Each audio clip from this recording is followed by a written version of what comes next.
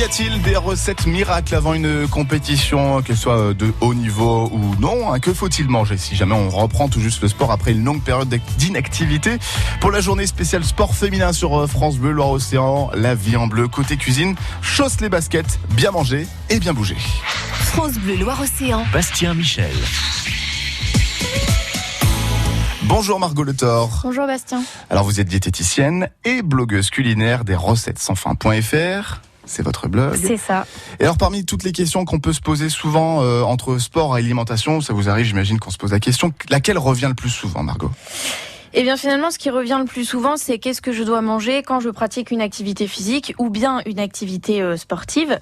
Sachant qu'il n'y a pas que l'alimentation, il faut aussi prêter attention à ce que l'on boit, donc notre hydratation, mais également le sommeil, parce qu'un mauvais sommeil joue sur ce qu'on mange et forcément joue sur notre activité physique, et également le moral, puisque quand on n'a pas le moral, on mange moins bien, on bouge pas très bien et on boit pas forcément que de l'eau. Alors le sommeil joue sur l'alimentation. Déjà ça me parle ça.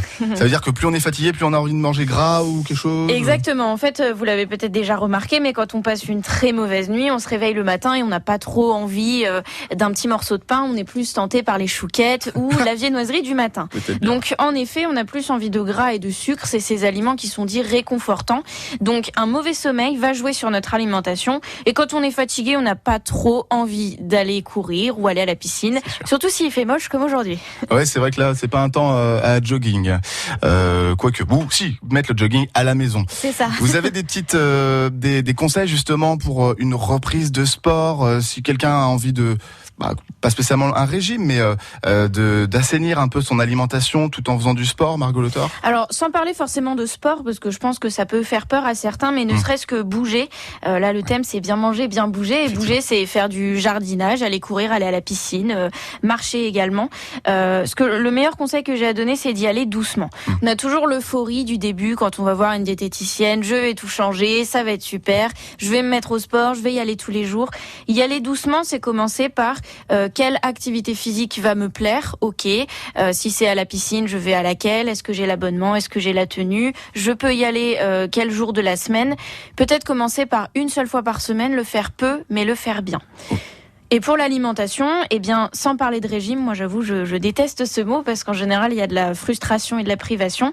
C'est tout simplement reprendre de bonnes habitudes avec plusieurs repas dans la journée, manger quand notre corps en a besoin, éviter les mauvaises graisses et les mauvais sucres, reprendre vraiment doucement une meilleure alimentation et une activité physique régulière, mais doucement mais sûrement. Et alors, quand on fait du sport, fatalement, on déshydrate le corps. Il faut vraiment penser à l'hydratation. C'est pas seulement l'alimentation, c'est l'hydratation. C'est quoi les conseils autour de l'hydratation? Alors, par rapport à l'hydratation, c'est vrai que boire trop avant une activité physique, en général, ça va faire, ça va pas être très agréable dans le ventre. Si on va courir à la piscine, peu importe l'activité qu'on va pratiquer, moi, je conseille de boire un petit peu avant. Pendant, ça dépend des personnes, et surtout boire beaucoup après. Parce que moi, je sais qu'une compétition, un match de sport qui dure 60 ou 48 ou 90 minutes selon le sport, on peut facilement boire 1 litre d'eau, 1,5 litre, même plus. Et c'est important ou c'est à déconseiller? Alors, c'est primordial, une bonne hydratation, parce que ça fait partie des composantes pour être en bonne santé. C'est surtout que si on bouge beaucoup, notamment 1 heure, comme vous venez de me dire, et qu'on ne boit pas assez bien, on va avoir des courbatures. Du coup, on aura moins envie de faire une activité physique. Et puis après, c'est un peu un effet boule de neige.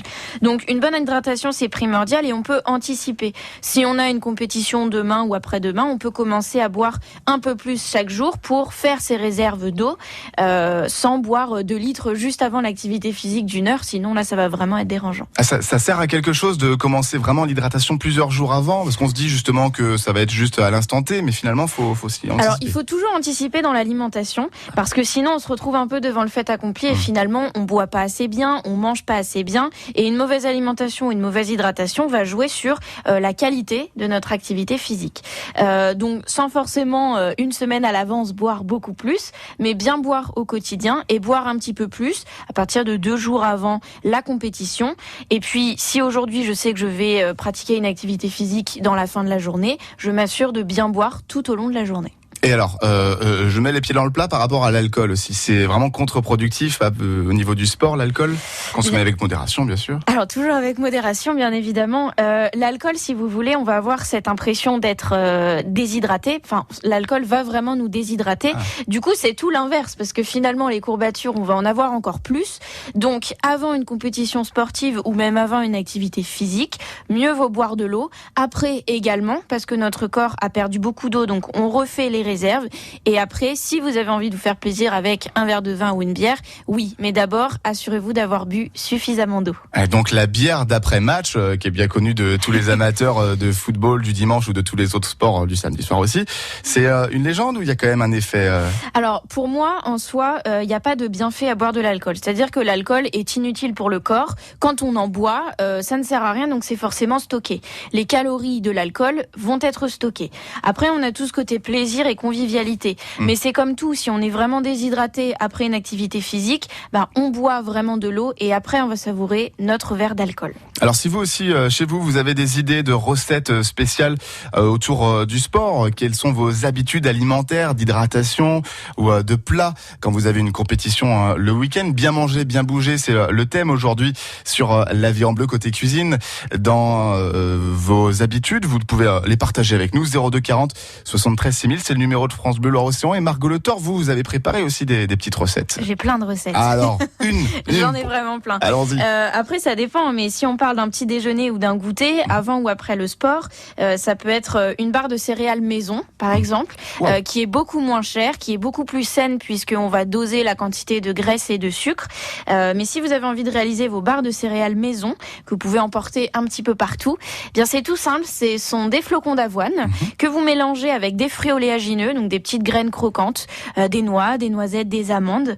Vous ajoutez du miel, donc c'est du sucre naturellement présent. Si vous connaissez un bon producteur, c'est encore mieux. Un petit peu d'huile végétale puisqu'on en a besoin pour solidifier la barre de céréales. Et on n'oublie pas les fruits secs qui vont donner un petit coup de peps, pour avoir un peu plus d'énergie. Vous mélangez tout ça, vous mettez ça au four et vous avez vos barres de céréales maison, idéales pour après une activité physique ou quand on a un petit coup de mou dans la journée. C'est excellent et c'est plus sain, j'imagine, que celles qu'on trouve dans le commerce qui sont pleines de sucre.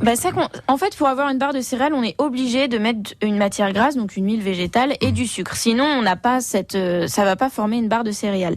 Mais quand c'est fait maison, on va doser les quantités de graisse et de sucre. Et c'est pour ça que c'est mieux de privilégier le fait maison. Mais la recette est sur le blog. Vous l'avez sur votre blog, recettes-sans-fin.fr, recettes au pluriel, sans le chiffre, et fin, F-A-I-N. Exactement. FR. Margot Le Thor, on en reparle dans quelques minutes donc de vos habitudes autour de l'alimentation et le sport, bien manger et bien bouger. Vos questions ou vos recettes au 02 40 73 6000, le numéro de France Bleu Loire-Océan.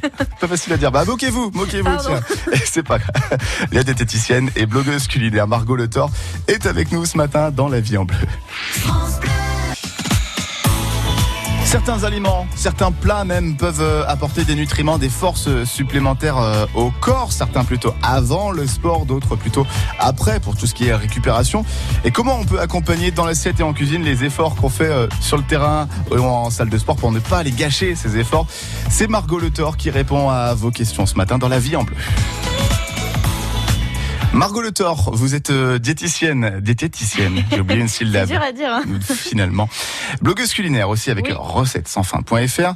Alors, vous avez des idées, il y a des concepts très simples, avant le sport, le matin, le midi, si c'est le sport, le soir par exemple, les sucres lents, on en parle souvent. Qu'est-ce que vous avez à dire là-dessus? Alors les sucres lents, c'est vraiment fondamental et on a tendance à les bouder un petit peu. Je trouve ça dommage, surtout quand on pratique un sport ou une activité physique. Les sucres lents, c'est vraiment ce qui tient au ventre, c'est notre source d'énergie. Pâtes, riz, semoule, pommes de terre, le pain. Et si on a un match justement dans la journée ou même le lendemain, on en a vraiment besoin puisque on anticipe. Encore une fois, on fait ses réserves d'énergie. Donc le fameux plat de pâtes juste avant le match, c'est connu et c'est vraiment fondamental. Si ce sont des céréales complètes ou semi-complète, c'est encore mieux, puisqu'il y a plus de fibres et surtout plus de protéines nécessaires pour le maintien d'une bonne masse musculaire et ça va tenir encore plus longtemps au ventre. Donc au contraire, des féculents avant une activité sportive et même après pour refaire les réserves d'énergie. Combien de temps avant le dernier plat ? repas. J'aurais tendance à dire 3-4 heures si c'est un gros repas. Après, certaines personnes vont prendre une sorte de petit goûter finalement juste avant l'activité sportive ou l'activité physique. Et là, ça peut être, si on va bouger tout de suite après, plutôt un jus de fruits ou une compote parce que l'assimilation va être plus rapide. Donc on va être moins gêné avec un verre de jus de fruits ou une compote plutôt qu'avec une pomme entière. Et le verre de jus de fruits qui peut être pris, j'imagine, une demi-heure, une heure avant tout à fait. Le début de la compétition, il va pas ballonner plus que ça, il peut donner des forces vraiment? Alors, il va pas donner des forces, non. Tout ce qu'il va contenir, ce sont des fibres avec des vitamines et des minéraux. Mais si on fait attention à la quantité de jus de fruits, donc si on reste avec un verre de 100 à 150 millilitres maximum, une demi-heure à une heure avant notre match, par exemple, non, ça ne va pas nous gêner. Si c'est 300 millilitres de jus de fruits, là, je pense que ça va être un petit peu, vous allez être un peu barbouillé. Ouais, voilà, 1 millilitre, là, ça fait beaucoup quand même. Alors, vous avez aussi d'autres recettes pour accompagner le sport, cette reprise du sport, bien manger, bien bouger. Margot Le Thor, vous êtes diététicienne et blogueuse culinaire, recettes-sans-fin.fr. Vous proposez quoi, par exemple? Alors sur mon blog culinaire, il y a vraiment plein de recettes différentes. Donc ça peut être pour avant ou après l'activité sportive. Ça peut être aussi quand vous avez gagné votre match et que vous avez envie de fêter ça, bien évidemment. Mais si c'est pour un petit déjeuner, on retrouve les barres de céréales ou même un cake banane, chocolat et noix de coco. Wow. Alors à chaque fois j'en parle, donc je pense qu'un jour il va falloir que je vous en cuisine. Oui, on le veut là. Il est pas là? Mais non, il est pas encore là. Mais c'est vraiment un cake qui est intéressant parce que c'est une base de gâteau au yaourt. On limite le cholestérol étant donné qu'on utilise de l'huile végétale et pas du beurre. On a de la farine complète, donc des fibres, des protéines, ça tient plus longtemps au ventre. Le chocolat pour le côté plaisir, c'est important. Et la noix de coco, un fruit oléagineux qui contient également des protéines. Donc on peut avoir un gâteau sain et idéal juste avant le sport pour vraiment faire le plein d'énergie. Donc plat de pâtes plus le cake banane noix de coco chocolat, c'est là, l'idéal. Je pense que vous avez suffisamment d'énergie pour tenir. L'hydratation aussi, on n'oublie pas. La compétition se passe, alors on continue de boire. Et alors après la compétition, pour bien récupérer, pour aider à ce que le corps puisse être à nouveau prêt dès le lendemain ou ne pas souffrir de la compétition? Eh bien finalement, avant et après, on retrouve un petit peu les mêmes règles. On s'hydrate également puisqu'on refait le plein d'eau tout simplement. On remange des féculents, plutôt des céréales complètes comme je le disais, et on va ne pas oublier les fruits et les légumes puisqu'ils vont aider à digérer, ils vont nettoyer aussi un petit peu le corps et puis à tous les bienfaits des fruits et légumes avec le calcium, magnésium. Ça va aider également à nettoyer un peu notre corps et à repartir de plus belle le lendemain. Si vous aussi vous avez des recettes pour la pratique du sport, pour accompagner ça, vous nous appelez au numéro de France Bleu Loire-Océan 02 40 73 6000. Alors aujourd'hui, Margot Le Thor, c'est une journée sport au féminin.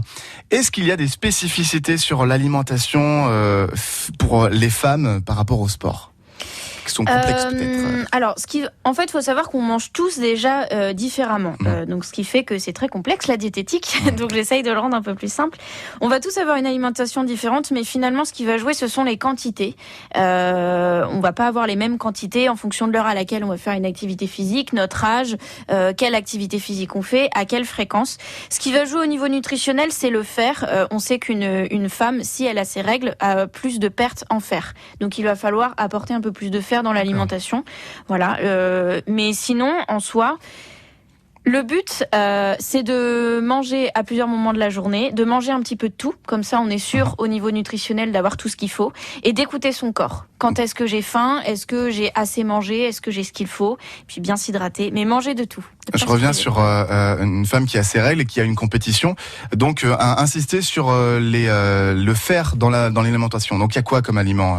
Alors, le fer, vous allez trouver tout ce qui est viande, poisson et œufs. Voilà, il y en a un petit peu plus. Donc, en plus, c'est très riche en protéines. Donc, surtout quand une femme a ses règles, qu'elle n'hésite pas à à avoir suffisamment de viande, poisson et œufs au quotidien. Ça peut être un steak haché et un filet de poisson le soir.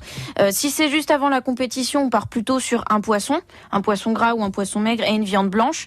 Après la compétition, ça peut être plutôt une viande rouge. La viande rouge est riche en fer, mais un peu plus longue à digérer. J'allais proposer des pâtes à la carbo avant. Pâtes à la carbo, ça va être en fait, ça va être très gras. Du coup, ça risque de perturber un peu la digestion et de perturber le match, par exemple. Donc, c'est plutôt après le sport pour le côté plaisir et récompense. Très bien. Écoutez, merci beaucoup Margot Le Thor pour tous ces conseils. Vous êtes diététicienne. C'est bon, je l'ai bien dit. Oui, bravo. Je rappelle le nom de votre blog culinaire, recettes sansfin.fr avec toutes sortes de recettes pour tous les thèmes aussi. Il y a vraiment des recettes pour tous les thèmes. Comme je le disais, après un match, j'invite du monde. C'est un repas festif, des recettes pour tous les jours que vous pouvez aussi faire avec les plus petits. Voilà, il y a aussi des articles sur la santé parce qu'en tant que diététicienne, je trouve c'est important de mieux choisir ses produits. Forcément, mieux manger, ça passe par qu'est-ce que j'achète quand je vais faire mes courses. Il y a aussi des livrets de recettes que vous pouvez télécharger gratuitement si vous voulez, voilà, les emporter ou même les offrir. Il y en a vraiment pour tous les goûts, mais l'idée c'est de bien manger simplement et de se faire plaisir. Pour moi, c'est important. Et on peut vous contacter directement par votre site, par votre blog. Tout à fait, directement sur le site. Il y a toutes mes coordonnées. Voilà. Merci beaucoup Margot Le Thor d'avoir été avec nous ce matin.